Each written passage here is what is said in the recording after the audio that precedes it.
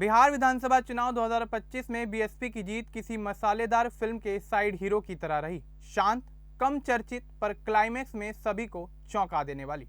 पूरे 243 सीटों की जोरदार टक्कर में जहां बड़ी पार्टियां एक दूसरे को मात देने में लगी थीं, वहीं मायावती की बहुजन समाज पार्टी ने चुपचाप कैमूर जिले की रामगढ़ सीट पर अपना झंडा गाड़कर सबका ध्यान अपनी ओर खींच लिया। इस सीट पर बीएसपी के उम्मीदवार सतीश कुमार यादव ने शुरुआत में ही बढ़त बनानी शुरू कर दी और धीरे धीरे बीजेपी व आरजेडी जैसे दिग्गजों को पीछे छोड़ते हुए चुनावी माहौल में बड़ी हलचल पैदा कर दी। आमतौर पर बिहार की राजनीति में बीएसपी को शांत खिलाड़ी माना जाता था, जो मैदान में रहती तो है लेकिन जीत उससे दूर बनी रहती है। लेकिन इस चुनाव में कहानी पूरी तरह से बदलती नजर आई।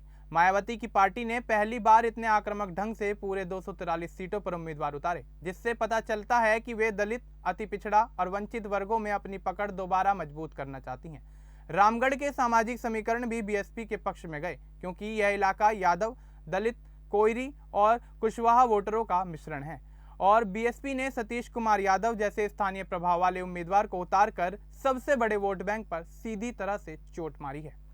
इस सीट पर बीजेपी और आरजेडी दोनों के मजबूत प्रत्याशी मैदान में थे, लेकिन बीएसपी के वर्षों से सक्रिय स्थानीय नेटवर्क और जातीय समीकरणों की पकड़ ने बाजी को पूरी तरह से पलट दिया। इस जीत के पीछे कई कारक रहे। सबसे पहले स्थानीय उम्मीदवारों की लोकप्रियता ने लोगों को अपना प्रतिनिधि चुनने की भावना दी। दूसरा, बीजेपी और आरजेडी के वोट आपस में बढ़ गए, जिससे मुकाबला त्रिकोणीय बन गया और इसका सीधा फायदा बीएसपी को मिला। तीसरा, दलित और अति पिछड़ा वर्ग का वोट काफी हद तक बसपा के पक्ष में एकजुट हो गया, जिसने सतीश यादव की बढ़त को और मजबूत कर दिया। चौथा, पूरे राज्य में 243 उम्मीदवार उतारने से बीएसपी का प्रचार पहले की तुलना में कई गुना तेज हुआ और पार्टी की छवि लड़ने वाली पार्टी के रूप में उभरी। कुल मिलाकर बिहार विधानसभा चुनाव 2025 में बीएसपी की यह जीत सिर्फ एक सीट की जीत नहीं थी, बल्कि एक ऐसा चौंकाने वाला नतीजा था जिसने साफ कर दिया कि अब बीएसपी को हल्के में लेना आसान नहीं होगा और मायावती की पार्टी बिहार की राजनीति में नए आत्मविश्वास के साथ वापसी कर चुकी है।